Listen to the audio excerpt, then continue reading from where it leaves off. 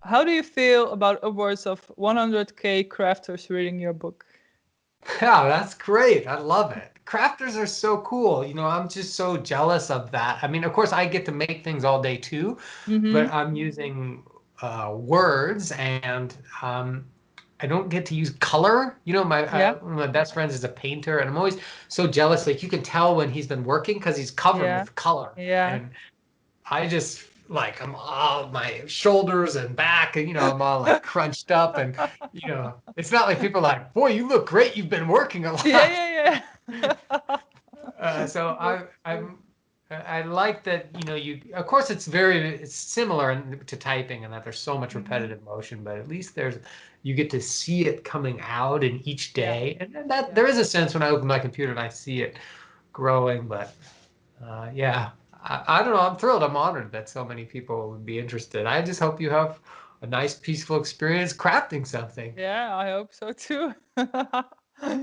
Do you know any crafters yourself, family or friends who Yeah, craft? friends. Yeah, I had one of my favorite hats that I'd wear in the winter was made by a friend. She knit it. Oh, Uh, oh, yeah, of course. I mean, there's something so special about yeah, something unique, I yeah. mean, that's another thing we evolved to do is make things. And, so I do get a little nostalgic sometimes for that. And maybe coronavirus is offering some of that to us, like this idea that, we don't have to have our hats made, 6,000 miles away in Yeah. China and shipped here on a boat. Mhm. And it's been this whole mask sewing and constructing thing Mhm. that's happening everywhere is so beautiful. It's amazing. You see people putting like 10 masks out on their front lawn for people to take because they're Yeah. making them. My mom made my dad a mask that he wears to the grocery store. And Mm.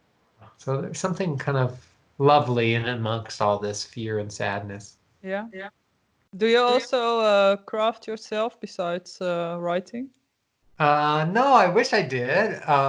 I'm a fly fisherman, and before our boys were born, I did tie my own flies. Yeah, yeah. Do you know what that Yeah, I means? know. Yeah. Yeah, with Yeah, the feathers and yeah. yeah.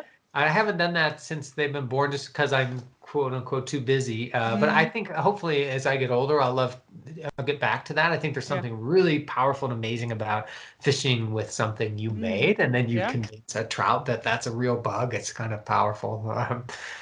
But no, I don't. I wish I did. I cook a lot, but that's kind of a crafting, but it's not. Yeah, Yeah. absolutely. So for the last question, what inspired you to write about World War II in Europe? What gave you the idea that sparked the story? Yeah, I tell this story a lot. The original idea was that I was on a train and we were going into New York City, going like 60 miles an hour, very Hmm. fast.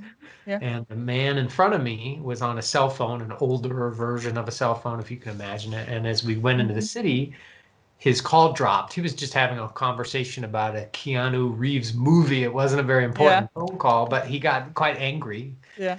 And I just remember thinking, how did we get to the point where we think this is possible and that we should get mad when it doesn't work? Here Yeah. you and I are talking from Hmm. Idaho to Yeah. Holland, it's a miracle.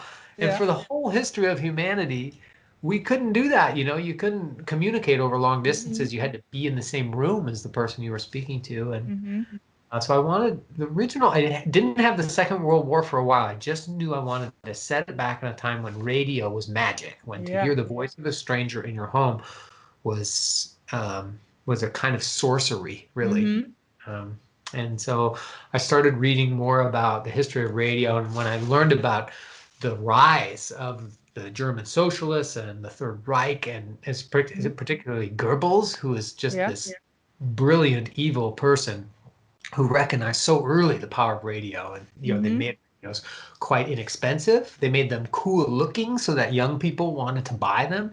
Yeah. And then, of course, later they made it illegal to listen to foreign broadcasts and brutally punished people who were listening to foreign broadcasts.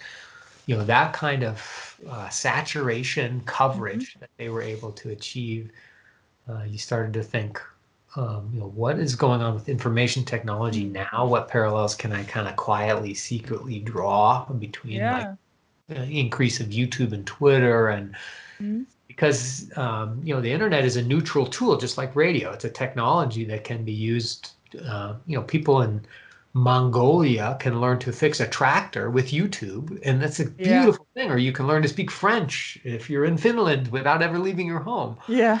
But at the same time, you can also use it to motivate and radicalize people to cause violence. And you know, they did some amazing studies on the quality of radio transmissions in Germany with the number of anti-Semitic editorials in newspapers, and so and often they would correlate. So there are ways to actually prove that the radio was a way to increase ignorance, to increase hatred in Germany during that time. And so I hope a reader quietly, especially younger readers, are thinking, you know, what is going on now, and how are people in power using these technologies now? Yeah. For good or for bad. It's, you know, I'm not trying to make a judgment as much as just ask questions. Yeah. Well, those are strong parallels. Well, I got a very good insight on the book. I love it even more now than I already did. Thanks, So Christine. thank you very much.